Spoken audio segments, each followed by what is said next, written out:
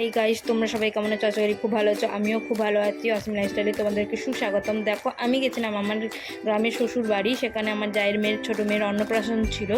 তো ওকে সেজে গুজে রীতিমতন পুজো বসিয়ে দেওয়া হয়েছে, ব্রাহ্মণও এসে গেছেন। তো আমাদের নিয়মে আমার শাশুড়ি মা নিয়ে পুজোতে বসেন, তাই ওকে শাশুড়ি মার কোলে বসিয়ে দেওয়া হয়েছে সেজে গুজে। তা ওকে চন্দন দেওয়া ছিল, কিছুতেই চন্দন নেবে না, কান্নাকাটি করছিল।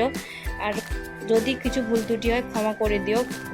তো দেখো, তারপরে ও তাকে ফুল খেয়ে নিয়েছিল। তো ওর ছোটো দিদুন গিয়ে ওর মুখ থেকে ফুল বার করে দেওয়া হলো।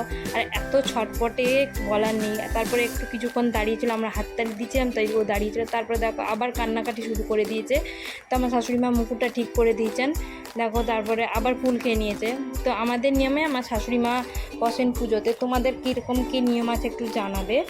তারপরে দেখো, ও আর কিছুতেই বসবে না, হাত ছটফট করছিল। তারপরে আমরা গেলাম একটা আমাদের মাঠে চণ্ডী মাতা মন্দির আছে, সেখানে গেছিলাম আমরা চণ্ডী পুজো দিতে সবাই মিলে। দেখো, সেখানে চণ্ডী ঠাকুরের কাছে কী দেওয়া হয়, সিদ্ধি দেওয়া হয়। দেখেছো, সব মাটির হাঁড়িতে করে আমরা সব সিদ্ধি নিয়ে গেছিলাম, আর ফল নিয়ে গেছিলাম।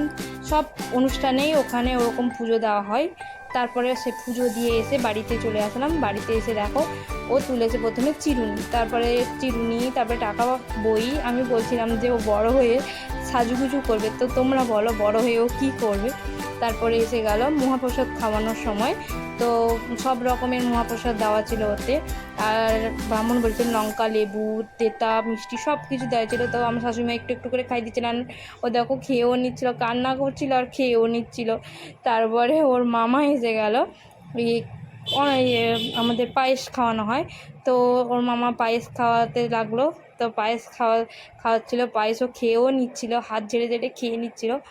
তারপরে দেখো, আমরা গেলাম ওকে নিয়ে ফটোশ্যুট করতে। আর এইখানে ভিডিওটা শেষ করলাম। আশা করি তোমাদের ভালো লেগেছে। ভালো লাগলে লাইক, কমেন্ট, সাবস্ক্রাইব করো। আর তোমরা কমেন্ট করে